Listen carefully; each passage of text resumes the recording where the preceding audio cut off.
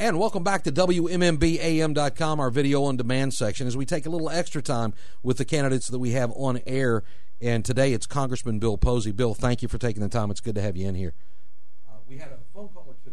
There we go. We had a phone call or two hanging over from the show. Let's go ahead and get that out of the way, and then we're going to talk some other issues. We start with Keith in Palm Bay. Keith, talk to Congressman Bill Posey. You guys there? Yes, we are here. Hey, thanks for the service to our country, Mr. Posey, Congressman Posey. The numbers just came out a half an hour ago on the unemployment, and I predicted this a month ago, that so-called independent labor department, with only 114,000 jobs added last month, they changed it from 8.1% unemployment down to 7.8%.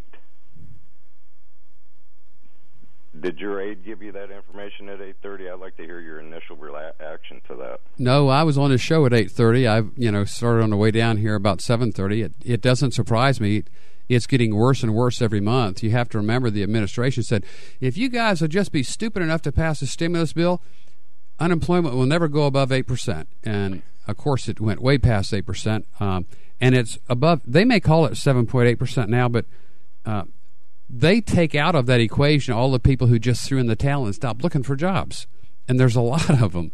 And so it really is worse than it appears. And it's really, I don't think, getting any better. You talk to any person on the street, really, right now, and ask them how business is and ask them how their outlook is. And it's not favorable.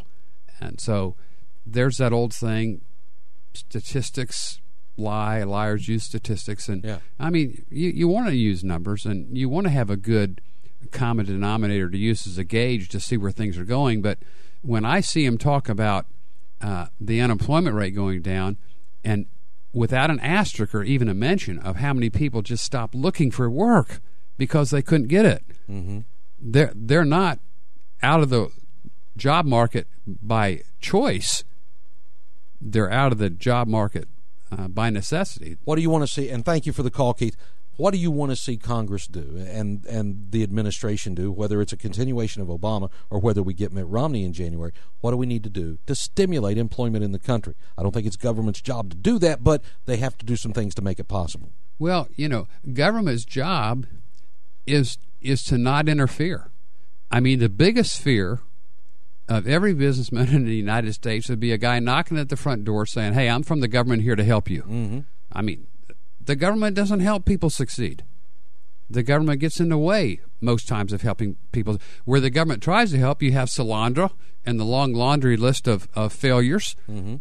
So the best thing that I would like to see, is we repeal Obamacare so that small businesses know that they're not going to be faced with that threat. They've already said, many of them have said that they're not going to hire anybody else till they had a survey last week or this week we talked about on the show. Some 55-60% of small businesses saying, I'm not going to make any moves as long as this is laying out there and we're in the condition that we're in. So you can see that's a normal first step. We've got like 40 pieces of legislation sitting on the Senate doorstep. And I'd like to see that taken up by the Senate and passed, and it's deregulating stuff like putting a lot of businesses out of business and keeping government out of your business, not letting them do further damage to it. Big part of it's the EPA. They're going after the coal industry. Just week before last, we had massive layoffs in West Virginia, Pennsylvania, Ohio because of what's gone on, and the state of Virginia, rather, with what's gone on regulatory-wise from this Obama administration. I saw it happen when Bill Clinton took office after George H.W. Bush. We had the largest growing U.S. Attorney's Office fighting drugs and gun crime in West Virginia. We were the third largest growing U.S. Attorney's Office in the Southern District of West Virginia. Then Bill Clinton came into office, decided to start prosecuting environmental crime. We were out of business, and the folks in the coal mines were scared to death. We're seeing that again. And one of my pieces that I passed is an amendment that's sitting on the step of the Senate right now, stops the SEC now, the Securities and Exchange Commission, that couldn't get Madoff, couldn't get Sanford, but they had indicated they were going to start evaluating as part of their duties the environmental stewardship of all companies underneath their jurisdiction. And I've got something that I passed literally as an amendment that would stop that. But, just to tell you how much the government helps, you have to remember, Bill, why the Department of Energy was created. The Department of Energy was created underneath President Carter. If you can remember back to the fuel crisis we had, the long lines, the fist fights at the pump, the whole bit. It was, 67 cents a gallon or something then, and we were fussing? Yeah. And the Department of Energy was created to make sure we would never have another fuel crisis in this country. Mm-hmm. Now, they have done everything but that. Department of Energy has stopped us from producing more fuel. Department of Energy is a big reason we're not energy independent right now. People in this country know, I mean, we've got over 100-year supply of natural gas. We've got, more than that of fossil fuels, other fossil fuels, petroleum. We have so many different sources of energy that we can have. And you talk about the others. They won't permit atomic energy. Right. They won't let anybody drill. And the whole deal of cap and trade was literally to foist upon the American public a new tax on using energy that puts us at a competitive disadvantage with every other nation who does not have it. Absolutely. So it seems like everything that we do in this administration is really empowering other countries, i.e., and those are offshore jobs, to better compete with us, not for us to better compete with them. And I'm amazed the American workforce is blindly following down that trail. Well, when you have Democratic senators and congressmen and governors in my home state of West Virginia not wanting to be affiliated with President Obama, not going to Charlotte for the Democratic National Convention, not saying who they voted for in the Democratic primary in the state of West Virginia when the other choice was a felon in Texas, that tells you what a lot of hardworking Democrats are thinking about this administration. So that's at least good to know. Let me move you on to foreign policy. It seems like President Obama is tripping over his own shoes every time we have a foreign incident. Most recently, the one in Libya where our ambassador was killed. We're engaged in two wars. Well, we're not in Iraq anymore, if you ask President Obama, because we decided we were pulling out of there and we gave him a date. We've now given him a date for Afghanistan. Whether the war's over or not, whether we've won or not, we're telling him when we're getting out. Tell me what Congress can do about this foreign policy, and what do you want to see done if you go back to Washington in this seat? Well, I voted against the engagement in Libya to begin with. I went to leadership and said, who are we helping there? And they said, well, we're still getting intel. I said, let me tell you what I know. I know Gaddafi is a terrorist and a terrible bad guy. But I know since we bombed his bunker 25 years ago, we killed one of his children and almost got him. He's kept his head down and his mouth shut for 25 years. Excuse me, he's not been a threat to us. He has a bigger enemy, and it's Al-Qaeda and the Muslim Brotherhood. They hate each other. I said, so I'm afraid when you send this humanitarian effort into Libya, that's what cruise missiles are now, humanitarian effort. Okay. We used to call bottled water and blankets humanitarian effort. Now it's cruise missiles. But when you send these cruise missiles... Tape a bottle of water to the missile, it's humanitarian aid. Yeah. And I said, I'm afraid we're just going to empower Al-Qaeda. Oh, you're crazy. You don't know what you're talking about. Okay. So we send in the cruise missiles. We help them take out Gaddafi. And in Tripoli, you saw it. They raised the Al-Qaeda flag the next day. The last continuing resolution to stay in Afghanistan, Bill, we went to Afghanistan to avenge 9/11, destabilize Al-Qaeda, and get bin Laden. We knew bin Laden left the country as quick as he got there or before, and clearly we have destabilized Al-Qaeda. The last continuing resolution that was passed by the House, which I voted against too, names a new enemy, Taliban. Well, the Taliban had nothing to do with 9/11. Yeah, but they're giving aid and comfort to Al-Qaeda? They're giving comfort to Al-Qaeda. So, we have Al-Qaeda in this country.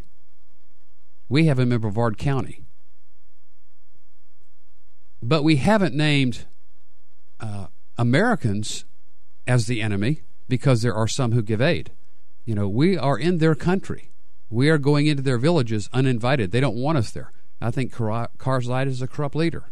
Mm-hmm. And I think our job was done certainly no later than the day we took out. Well, we've got the Afghan forces turning our guns on our own people. Bill, they moved to the new hospital, but I would go to Walter Reed.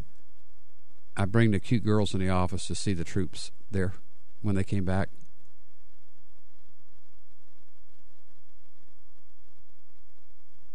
And the price that they're paying that we don't see every day,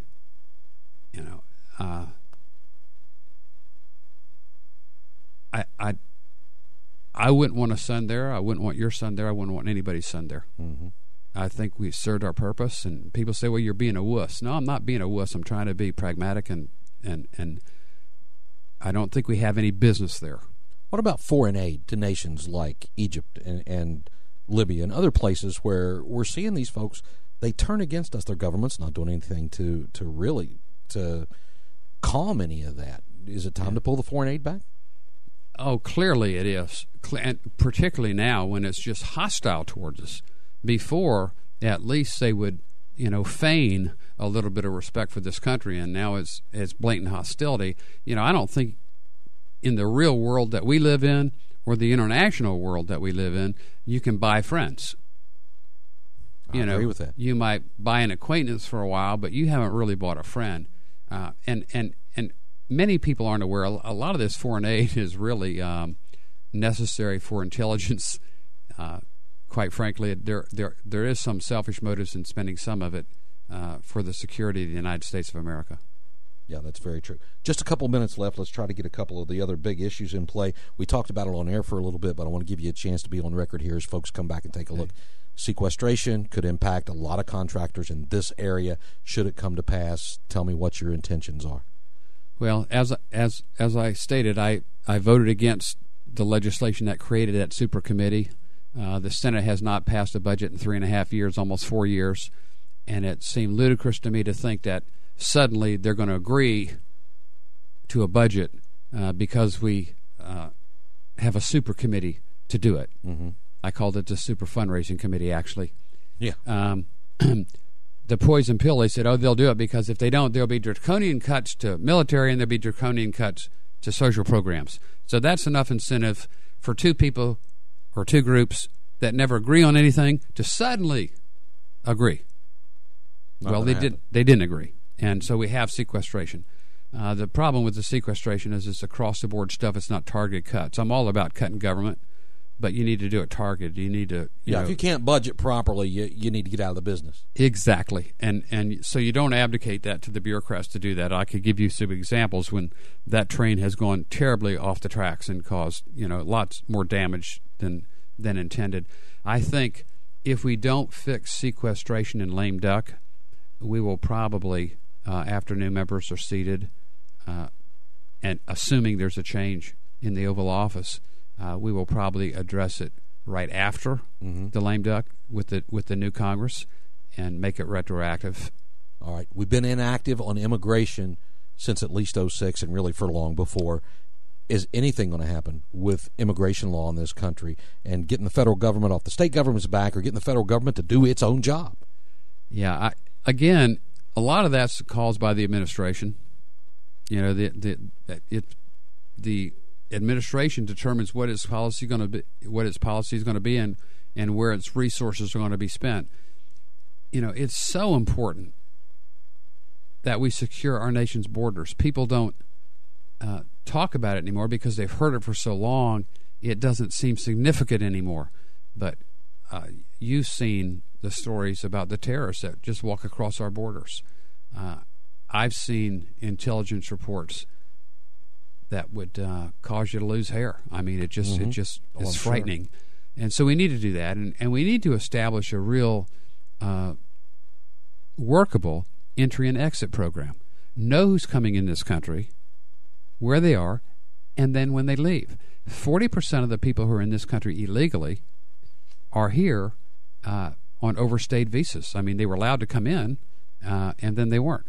I'm also co-sponsor of a bill to, excuse me, end the practice of allowing people to enter this country and become citizens, eligible for citizenship, on a purely lottery basis.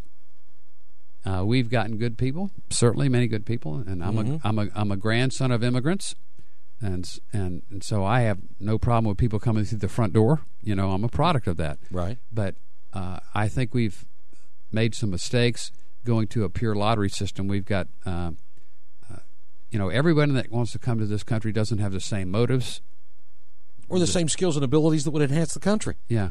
And I'll tell you what, if you ever attend a swearing-in ceremony when people are given their citizenship, those people appreciate it for the most part, more than...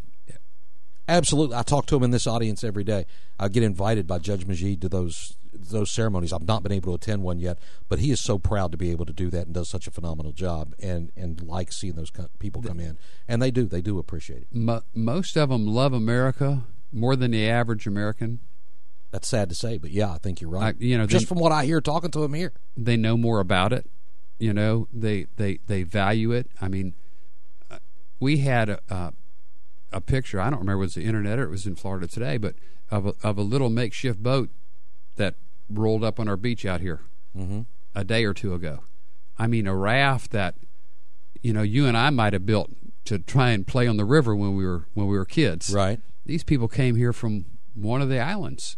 Oh my goodness! And how they survived it, I don't know. And on your cruise, I mean, the last cruise I was on, we intercepted. One was a raft, and another one was a little speedboat. With 6 people on it. It was built for 2, and the raft probably had 12 people on it. The cruise ship stopped and told them they couldn't do anything and kept on going and called the Coast Guard. But these people risked their lives, to get their entire livelihood, Absolutely. severed their family ties for the opportunity that's in the United States of America, and we just don't take that freedom seriously enough every day. We don't appreciate it. We think it's automatic pilot. And we can't preserve the country if we don't appreciate those things. Very true. Bill Posey, sadly, we are far beyond our scheduled time. Thank you for taking it. It's always good to have you here and talk. I could talk to you all day, but we've got to stop. Good luck in the campaign. We will talk to you again probably after all that's said and done, and we'll see what's happening. Thanks, Bill. All right. Always good to have you in here. We'll see you back here at WMMBAM.com. Thanks for taking a look in.